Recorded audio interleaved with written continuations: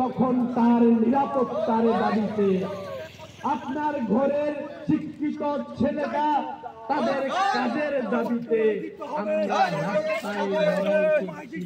আমরা চাইছি আপনারাও আমাদের সমর্থন যাচ্ছেন।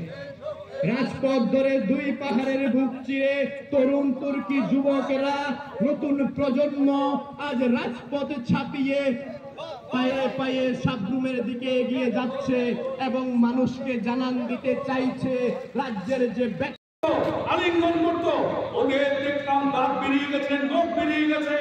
ওরা খালি বামপন্থীদের উপর আক্রমণকারী করেনি, সাবরুমের খালি পার্টি অফিস পুরাই নেই, ওরা আগরতলা শহর থেকে শুরু করে ত্রিপুরা রাজ্যের প্রতিটা গ্রামে গঞ্জে জায়গায় জায়গায় আক্রমণ শুরু করেছে।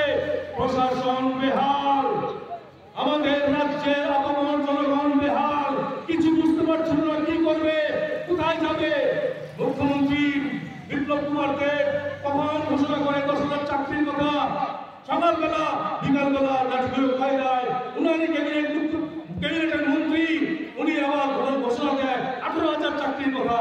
এই অসামঞ্জস্যতা নিয়ে মানুষের আক্রমণ নিয়ে কি করবে, বাঁচার জন্য যখন রাস্তায় নামে সকল অংশের মানুষ তাদের উপর একের পর এক আক্রমণ চালায়, তারপর কি হয় আমরা দেখতে পারি। কি আমাদের রাজ্যে গুরুমান্য পরিবারের একটা ভদ্রলোক যার নাম কিশোর দেব বর্মন রাস্তায় নামে ওই মহিলা জাতিগুলো পার্টির কথা বলে এবং সিএর বিরুদ্ধে মানব বাড়িতে ওনার লোকেদের নিয়ে সাংবাদিকদের নিয়ে এজিটেশনে বসে ধর্নায় বসে সহ্য হয়নি।